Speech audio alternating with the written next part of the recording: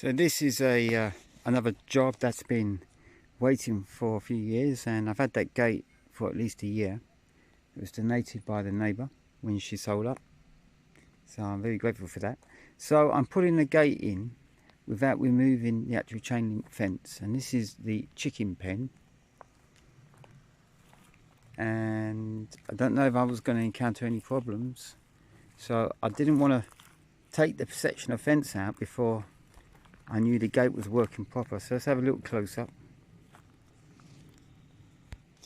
So first things first, you can see the gate is actually behind the chain link, and I'll give it a little push. There you go. It's a wheel from a trailer, and it works both ways. So once this piece of chain link fence is removed, I should be able to, where I've cut the slot out and reconcreted it, should be able to push the gate in two directions. So the idea is that it will butt up against that dry stone wall I built there. So one day I'm going to have a few sheep, and I'm going to sort of draw them into this area, which is where the compost toilet is, with the gate open, and force them back into the pen. I'm not sure I'm going to have too many sheep, but we'll just see what my resources are like at the time. So I've had to put in a new post, obviously, and a diagonal to strengthen it.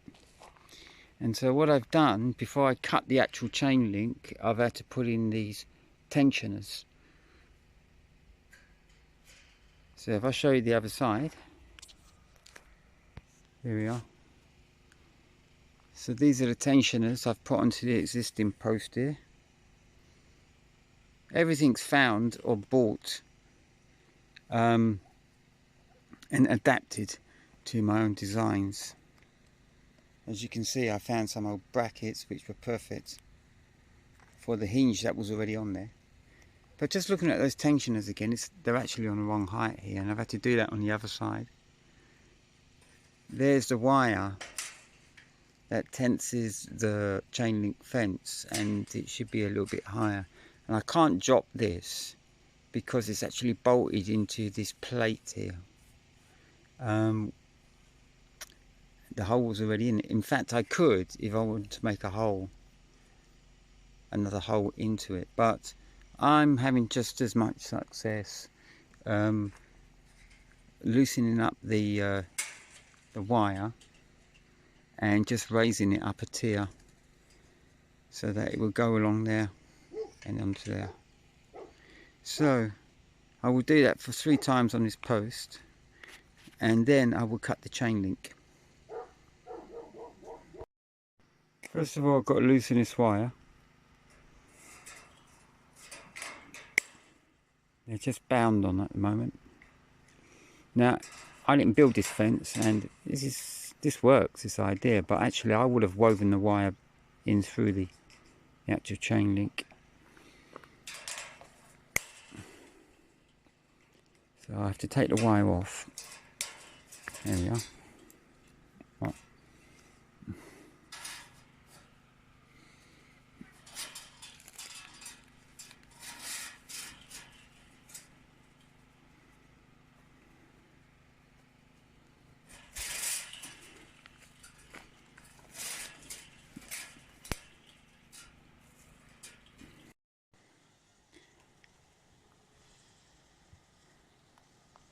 So the final thing to do now, everything's in place, everything bolted up proper, it's just to remove this section of the chain link.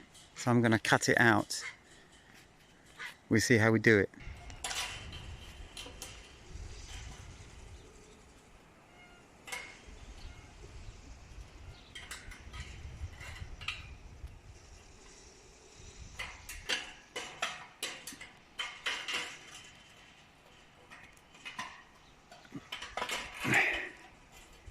Well.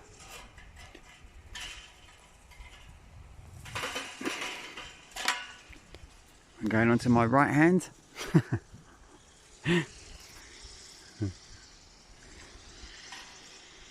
Maybe I'm doing this wrong. Maybe I should just try to weave it out.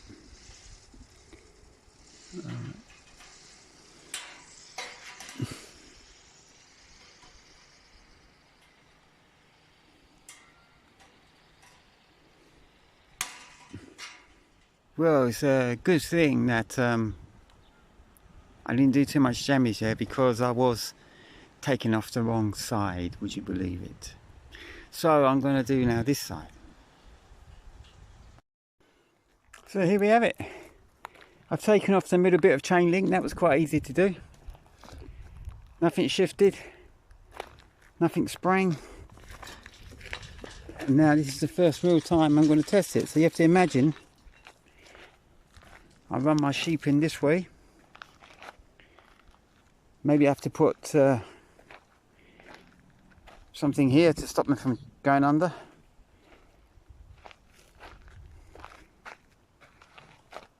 After I've driven them through this little cul-de-sac, and then I close up behind me. But you know, just as a eventually wear a path there, you know, just as a way in and out. I'm